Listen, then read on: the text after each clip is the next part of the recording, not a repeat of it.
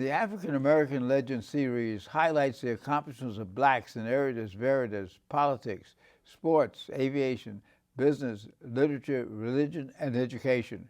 We'll explore how African Americans have succeeded in areas where they had been previously excluded because of segregation, racism, and lack of opportunity. I'm your host, Dr. Roscoe C. Brown, Jr., and with us today is Herb Boyd, feature writer for the New York Amsterdam News. How you doing today, Herb? Hey, good. Thank you, Roscoe. Well, this is primary season, and Right. the Amsterdam News, and everybody's talking about the primary. Mm-hmm. The main primary that the African American community in New York is concerned is Charlie Rangel's primary. Indeed. How do you think that's going? I think he'll do all right because you're talking about the Lion of Lenox Avenue, and he's been in office, 40 years now, and all these terms mean something to the electorate. I mean, people don't continue to send you back if you're doing something ineffective for them. So he's been a very, very effective congressperson for his district. This is, I think, the 14th district. And one of the things that makes him such an outstanding legislator is that he's moved right on up into the ranks there. So well, that's because seniority, I mean, come that's on. the seniority system. The thing that many people are saying that because of these allegations against him about taxes and so on, you can't trust him. But the fact is that Charlie Rangel has delivered and didn't benefit personally from any of those things that he's alleged to have been involved in.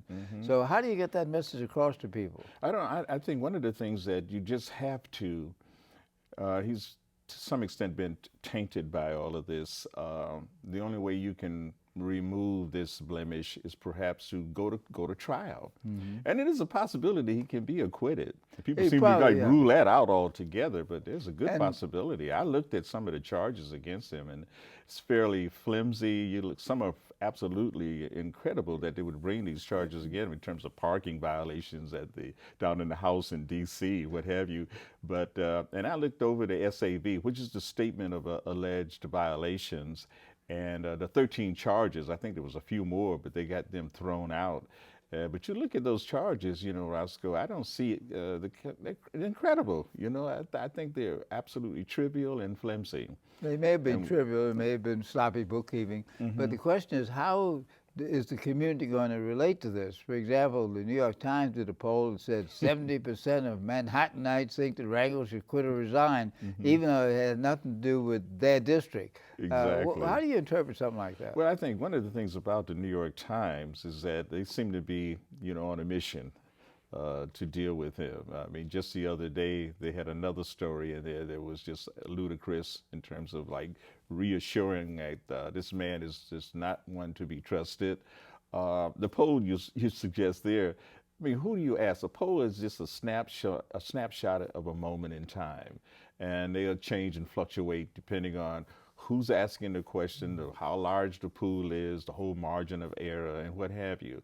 So I tend to give not too much, credibility to polls at all. Well, in one sense, they didn't really relate to Rangel's accomplishments. Yes. There are many, many accomplishments that he's done, such as the empowerment zone, the literally billions of dollars that he's brought to New York City and to New York State, and the things like the earned income tax credit and so on. When you begin to attack a politician personally, sometimes people overlook their accomplishments. And one of the things that I think this primary is going to bring out is Rangel's accomplishments. Now, what about his opponents? Does he have any really serious opposition? It's generally said that he doesn't. Well, one of the things, the more candidates opposing him in this race, they're going to detract from each other. Yeah, so their about numbers four will be candidates opposing. There's four out there running, and they had a recent debate at Convent Baptist Church, and there was a person was rumored that he wouldn't show up.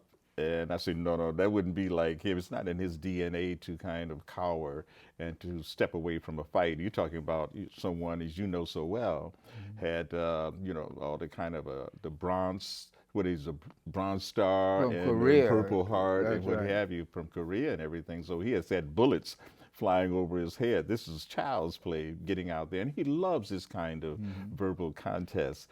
And plus it's a money factor. I mean, they're saying that another story that came out in the paper just the other day, the amount of the money that he's raised that is being funneled and siphoned off to his lawyers and everything, and his these 13 violations against him.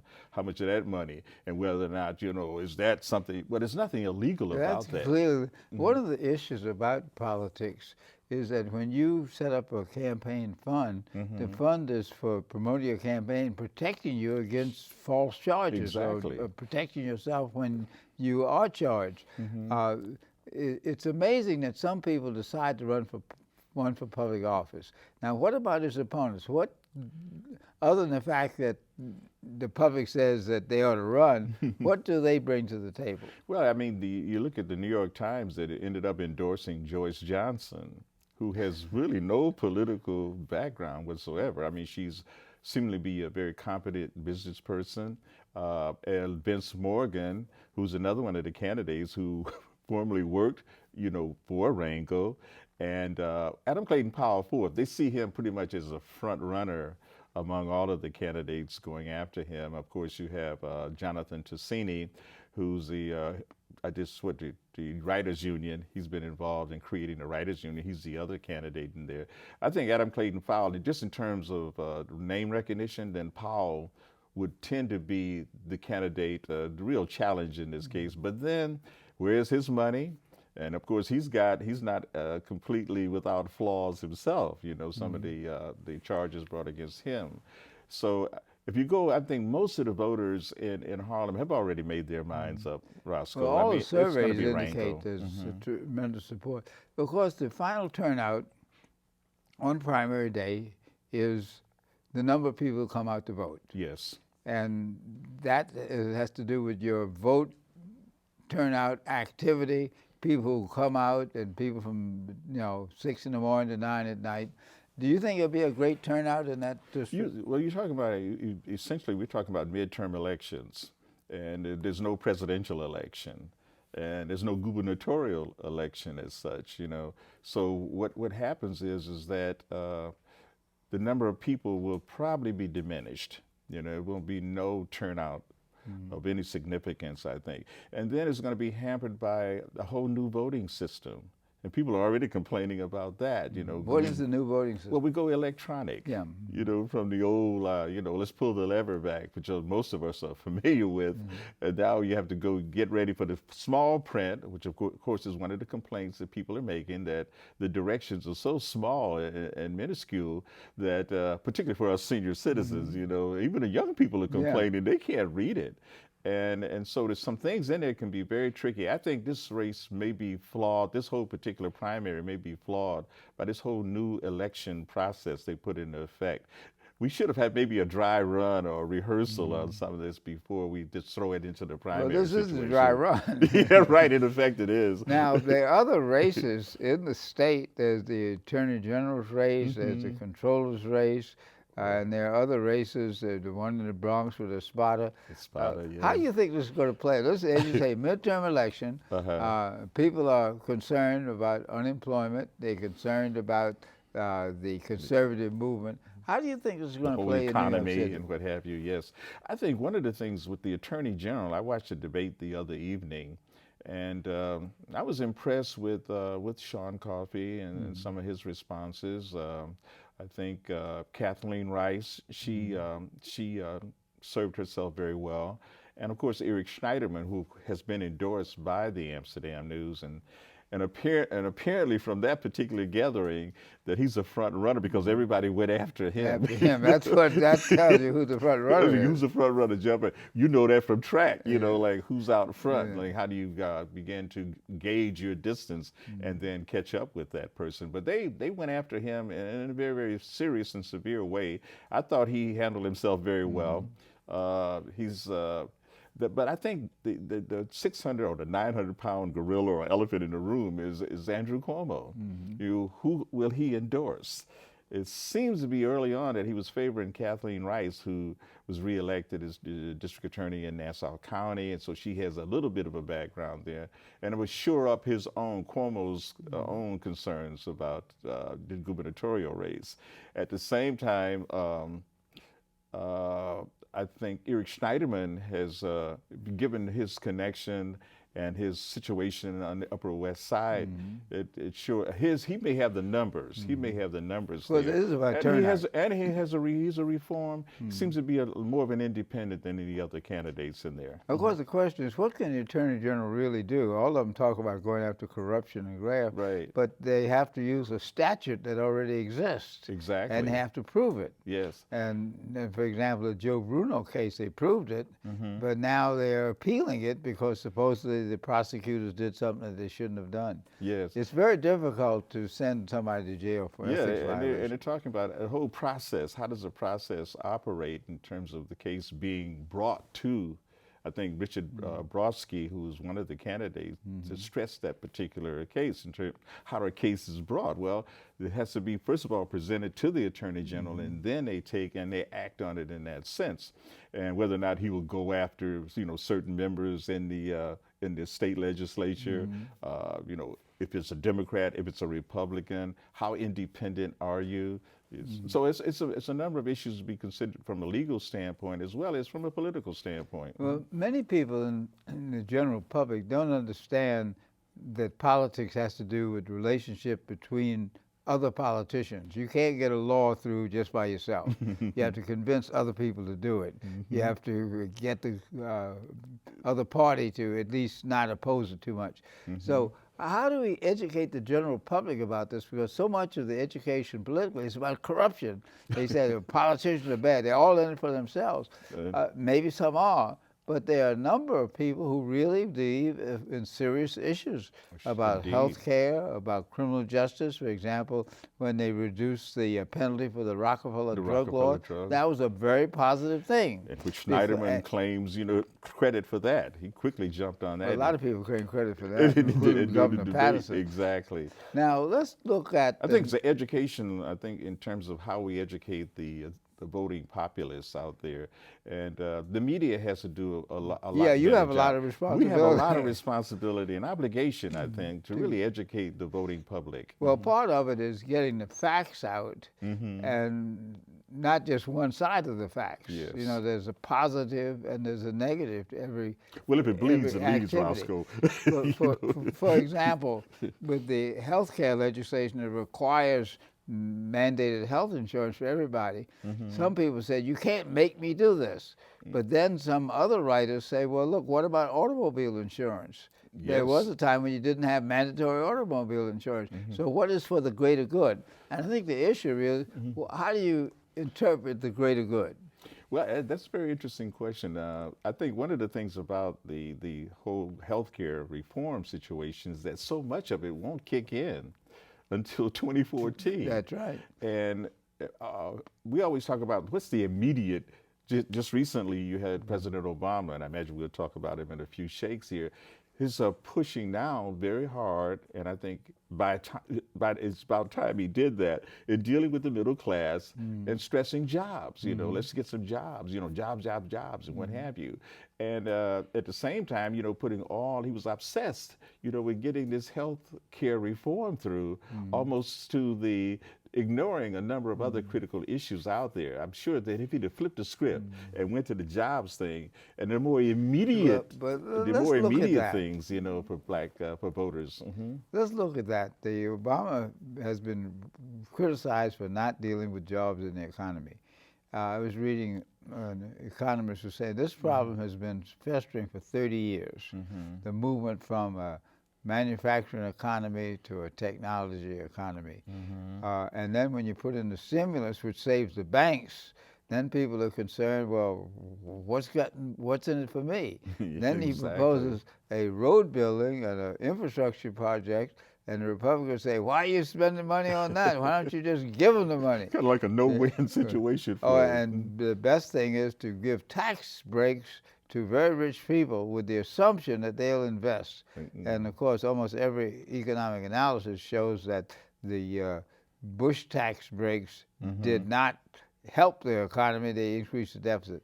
So the question is, how does someone like Obama educate the public? Some of this is public relations, Sure. some of it is personality, and some of the strategy. If you were advising Obama, what would you advise him to do, Herb Well, Boyd? I wish he would listen to some of the people here on the grounds, and I think that's one of the things that's possibly missing from his whole team is to have someone really on the ground and not be surrounded with a select number or crew that's out of Chicago, or someone who's not connected with the Ivy League, because he was a community organizer, so he has some feel for that. He goes off to these elite, schools in the Ivy League, so he has a feel for the elite in this country.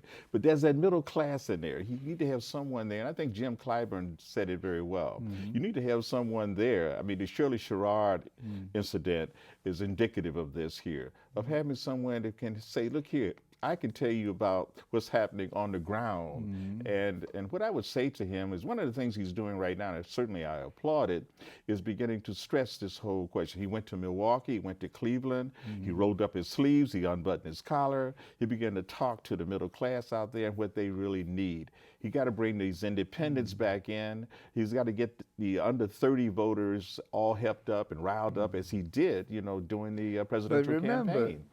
He got elected on the basis of faith and hope. Oh, yes. He sold faith in how we're going to break the system. The problem is this system's been in place for 250 years, and it's hard to break it. Yeah. So if you were a political advisor, what would you have suggested he do with the economy? Well, I think one of the things about the economy is, of course, is jobs first. The backbone of this country always has been the small businesses. We have to get them rolling again. So many of them, because of the downturn in the economy, the whole stimulus thing, it didn't trickle down to them. Wall Street got the real benefit of that. The Main Street was kind of left out in the cold. So something has to be done to shore up the small business, which is really the backbone, because we've lost the manufacturing base in this country. You talked earlier about the high-tech situation. How do we begin to prepare? Education is part of it, as you know so well. Yeah, but as you know, unemployment is directly related to education. There are more people with low education, although there's some people with higher education who are under or unemployed as well. Very direct correlation.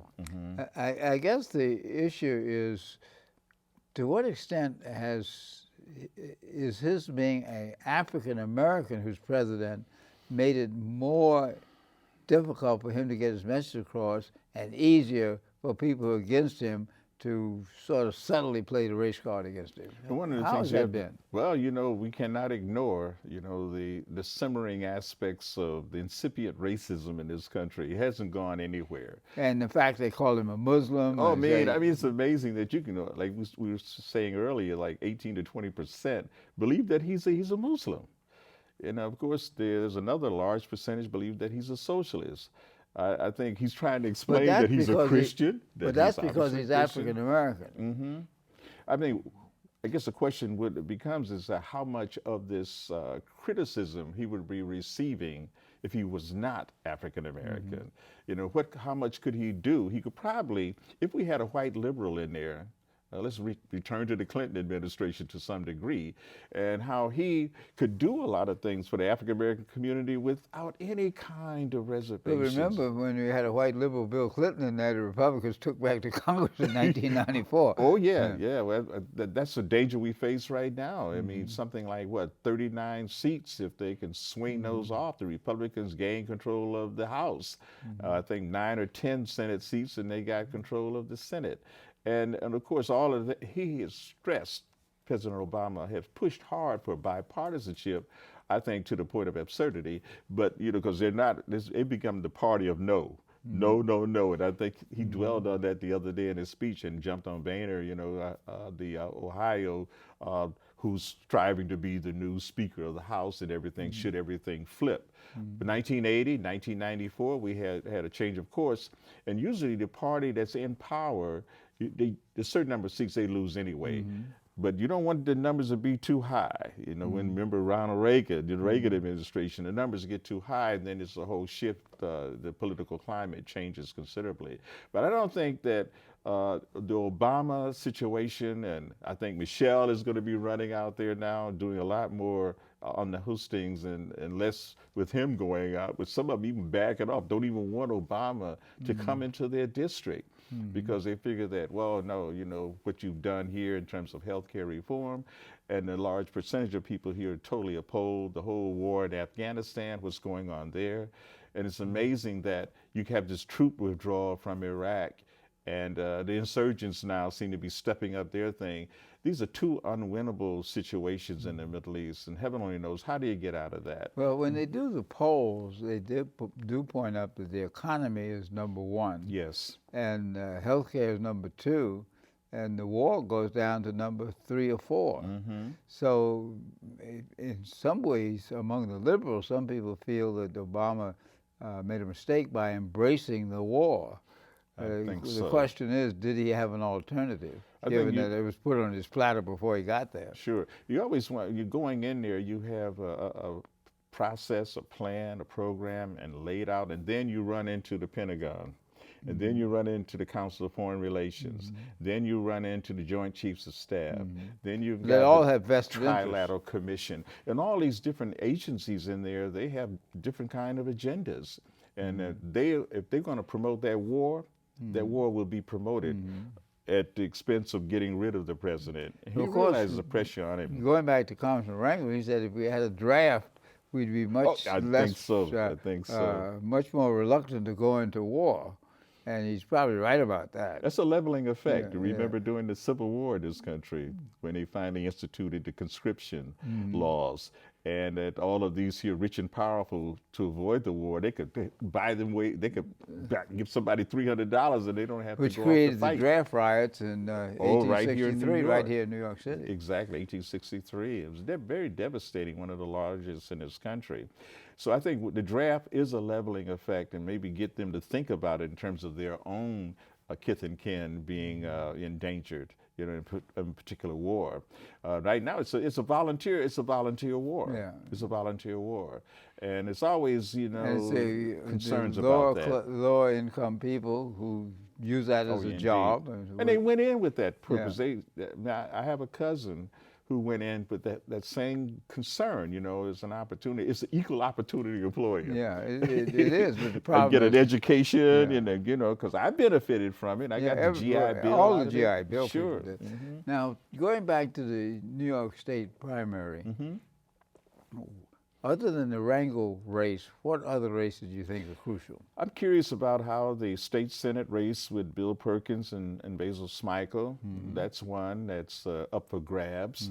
There's another dead heat out in Queens where Pedro Espada Jr. is going against Gustavo Rivera. That's in the Bronx. This is in the Bronx. Yeah. I'm sorry, in the Bronx.